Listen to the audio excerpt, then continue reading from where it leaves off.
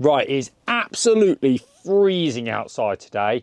I was prepared to go out and film a real brutal winter feature outside for you, but my cameraman bottled it. So instead, we're in the nice warm garage talking about a few of the things that I do when the weather is really bad and some of the things that you can do and play around with to try and make yourself a little bit better on the bank, a bit more understanding, and maybe help you when you're preparing your mixes and things like that. So I want to talk about method feeder fishing because I really do believe that, you know, if you get a good understanding of how things work, you can understand what's happening with your feeder, you can understand how to introduce it into your peg and those sorts of things. So first of all, we're going to do a little bit of preparation. We're going to get all the ground baits mixed up, allow them time to soak, and the pellets, so you can see the sort of quantities we're using. So it's not just guesswork. It's not just, oh, how much water, how little water.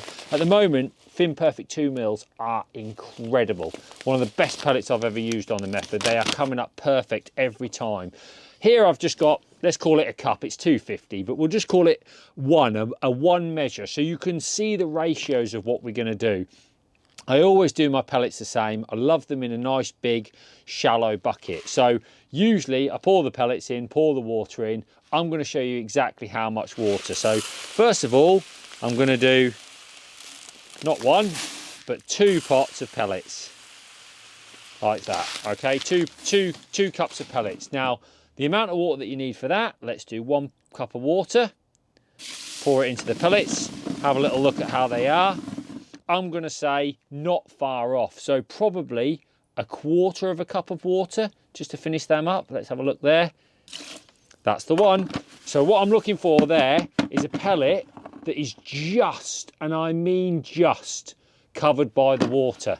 So when I sort of like bang it down and flatten it all down, if I can bring it a bit closer to the cameraman, you can see the pellets are sort of sticking out, not sticking out. So it's not far off 2 to 1. 2 to 1 and a bit basically of water. So you get an idea. And what I always do then is just put another bucket on top of it. So if the pellets begin to swell up, they effectively have the other bucket to push against, which means they don't overexpand. They just keep nice the whole time. Super easy to do. So first thing in the morning, wallop that in. The next step is the ground bait. Now, when you're mixing ground bait, the consistency of your ground bait is absolutely key to how it works and reacts on a method feeder. Somebody once said to me, oh, which ground bait do you use for deep water method feeder fishing?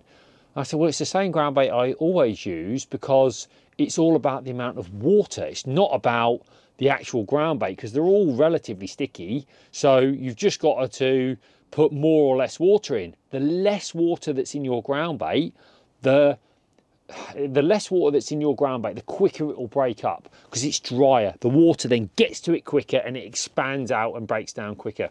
The wetter your ground bait is, the water doesn't replace the water that's already in there. Therefore, it stays in a ball. So if you want to try to understand that, you can sometimes have a couple of mixes on the go, which is what I like to do. So I'm going to get my favourite method feeder ground bait of all time, Match Method Mix.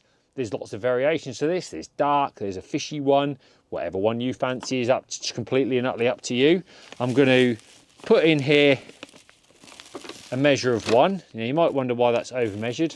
That's because I just felt the free method feeder drop in there, which is handy. Get a free method feeder in every bag. So let's use 1 cup of ground bait to start with, and then let's just put another one in there so we've got enough to play with. So we're going to go with 2 cups of ground bait. All right, and this is what I'm going to consider my dry mix. And I don't tend to do this a lot, so I'm sort of like learning a little bit. And this is the sort of thing that I play with. And I'm going to go with 1/2 cup of water. So it's like 4 to 1 ratio. If I did 4 cups of ground bait, then obviously I'd use 1 cup of water. So I've got 2 in there and 1/2 in here. Let's pour that in there. Give that a whiz round in the bucket. That's going to be perfect for the dry mix, that is. So you can see there, that's sort of mixed up. A dampish consistency. We all know that pellet-based ground baits take on loads of water. This will be bone dry in 20 minutes, all right? So that's going to be absolutely spot on for my drier ground bait consistency. And what I usually do is mix up some ground bait like this. So I've got one of my ground baits like that, and then my sort of second choice ground bait, if you like, my one that I can use to be a bit stickier. Let's put another 2 cups of, let's put 2 cups of ground bait into the bucket. And then this time, rather than, well, we'll put 1 cup in just to give you an idea of what it'll mix up like. So we'll just do that first of all. There we go. So totally different. So now we've got, look. All right, this is a 2-to-1 ratio. So a completely and utterly different ratio, look, to what we just mixed up. Now that would be my second stickier, damper ground bait option. All right, so we're going to leave those now for about 20 minutes, push them through a riddle, then we'll come back to it all so you can see what it's like, and we'll do some tank tests. Right, the ground baits are absolutely untouched since I last had them, so let's look at the damp one first. I mean, that is just a cake, literally, as I expected it to be.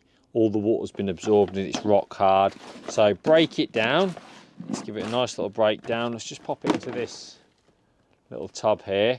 And then all I like to do is just pop it through a riddle. I think the nice thing about a riddle is, especially with these sort of fish millie type ground baits, they break everything down dead nice. So chunk that on there. You can see it just all looks like a cake mixture, like we've said. And then to push it through the riddle. Now, that's easily going through that riddle, and I can just feel that the ground bait's nice and damp. I would describe it as nice and damp, like a normal consistency of ground bait, if you like. It's probably how I would fish it in a feeder or anything like that. It's not over wet, far from it, but it's also going to be very grippy or grip together nicely if I need it to. Then the other ground bait, this is the one that we had classed as bone dry. Let me get myself in order. Look, there it is. Let's just break it down a little bit. I mean, yeah, that's really, really dry, but it's a great ingredient. Again, it means if I want to use it with my micros, or if I want to use it on its own, or if I want to use it as a topping to the method feeder, I've got something that will cover the hook bait up, but effectively just melt off straight away. So that's what we're going to get there. So they're the 2 ground baits. Going to get a look at the micros. It's been about 40 minutes now. So yeah, the micros, I mean, the micros are ready, but they could have a little bit longer. I like to leave them at least an hour usually. But you can see there, the micros are pretty much ready to go. They just continue to soak all the water up all the way through to get nice and soft all the way through the pellet. And that's the most important thing. Now, let's get on to the fun part, and that is just having a little experiment in your tank and understanding how quickly, not quickly, what it might be, or how you can combine the ground baits and all those sorts of, and the pellets to get what you want to happen on the bank. So imagine you're on the bank, and on your side tray you've got 3 little tubs, one with your pellets, one with your damper ground bait, and one with your dry ground bait. You've got 3 options here to basically mix and combine together. So I've got a standard medium method feeder, and I've got the method mould. If I take the damp ground bait to start with, and just try and keep everything the same. So what I like to do is like basically spoon some ground bait in, press it down. What you tend to find with your method mould, look, if I just press that down there like that. All right, so everything's nicely compacted in there. I whack that in. Really nice and firm squeeze. You've got to make sure you're doing a firm squeeze. And we'll drop that in the tank. So this is the damp ground bait with a firm squeeze. In she goes. Now you can see straight away, if you imagine your feeder was sinking in deep water for this time, your ground bait's getting to the bottom, no problem. That is stuck on the method feeder, just now starting to break little bits down on the side, just a slower breakdown. Nothing's happening too quickly. I can really make sure that that is on the feeder. I can really squeeze that on the feeder nicely and keep everything intact. You can see it's breaking down. Probably I could make it even wetter still if I wanted it to be even stickier still, but a good sort of 15-20 seconds before we're starting to get any sort of exposure of the ground bait itself. And I know that if I pick this feeder back up at this time, look, still stuck on the method feeder. So a really nice way of, in my opinion, that's a good way of fishing, because I like the top layer to break down relatively quickly, and expose my hook bait whilst keeping some ground bait on my method feeder. All right, so this can be a great way of sort of like sticking things up, if you like.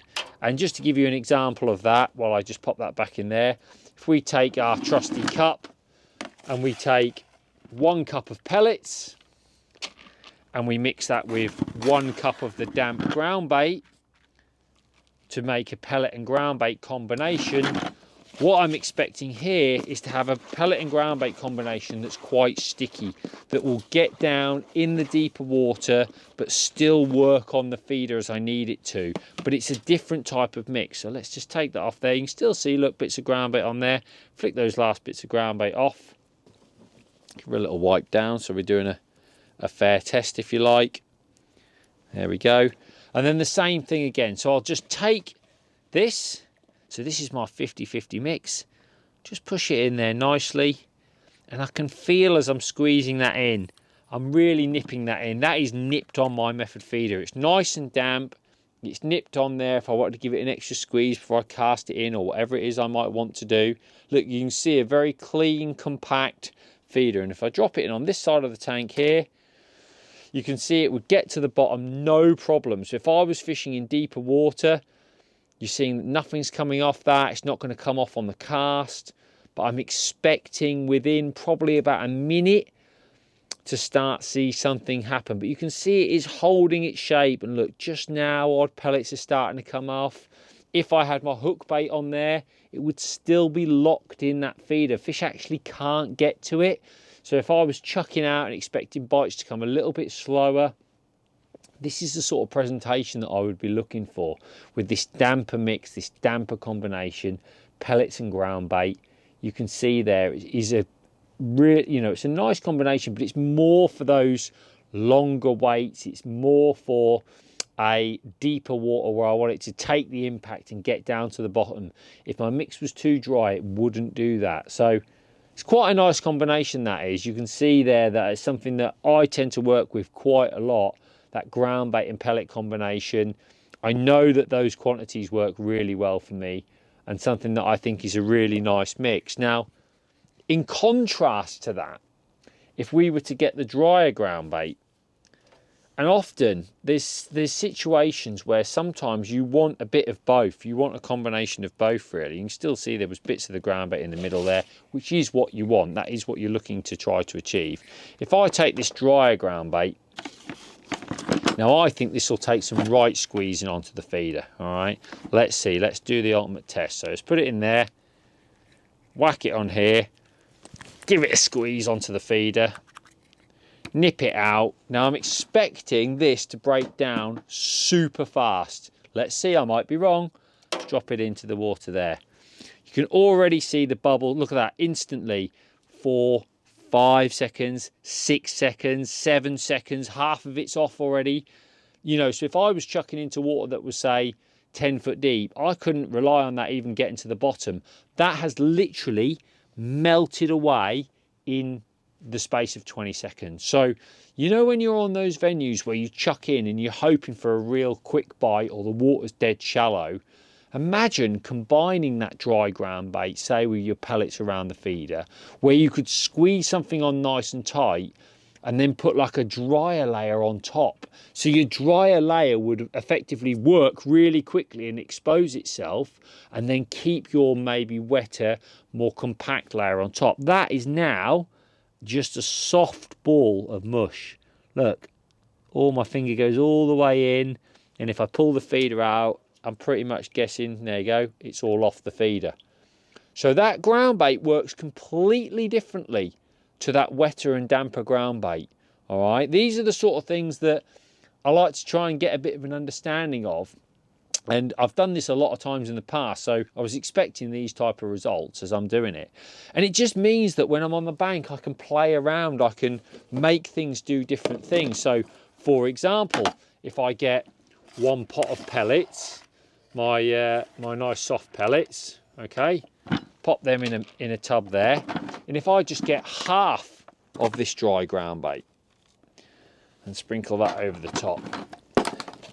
Okay, now I've got a pellety mix, like a mix that is mostly pellets, But because that mix is dry, it'll take any of that excess moisture and effectively it'll just stick all those pellets together nicely, but without being over sticky. You see how gently I can press this here, look, and it just literally melts in my hand. So I've got incredible fast release pellets there if I want to, by using the dry mix. If I was to put that wet mix in there, as we showed a minute ago, and do the same thing, effectively I've got a very sticky ball that, look, I'm pushing, and it's just not breaking down the same. So it's a completely different mix. It's a completely different way of working in your peg. I always think to myself, if you're getting quick bites and you're in and out quickly, having your hook bait able to release quickly is nice. You've got to be careful. You don't want everything to come off. Maybe combining the two could be a potential winner for you. So for example, one of the ways that I do love to fish is almost like filling my mould up with pellets, sticking my mould on, giving it a nice squeeze, and I've got effectively this like nice tacky layer. Usually I give it like an extra couple of squeezes to make sure it's really on there, and then potentially getting the drier pellets, maybe just like half, putting the hook bait in here, so I've got the hook bait sandwiched between the two, and then nipping those on and nipping my method feeder off. So then in this finished condition, we've got the fast breakdown pellets on the top with the sticky, more tacky breakdown layer underneath. So when you drop it in the tub, if I can manipulate that so it can be seen, effectively those pellets on the top are going to break down super quickly like that. Look, all falling away super quickly, but like within like 7 or 8 seconds it goes donk down to the bottom. Then they expose themselves to pellets, your hook bait becomes released, and the fish comes in here at the feeder attacking it and pushing it around, but it's still all stodgy. So it's got bait to go at, but not loads, including your hook bait, but a nice stodgy inner. So there's loads of different combinations you can use. By just having the same basic ingredients, you've got all this incredible flexibility on what you can do on the bank. Now, I'm not saying that any of these are any better than anything else. It's effectively every day is different, and the way you load your feeder and the combination of which you use will result in you catching more or less fish, even with the same ingredients. I find it super interesting, and these are the sort of things I love doing on these cold days, just to give me a better understanding when I get out on the bank. I hope that my little experiments will help you catch a few more fish as well.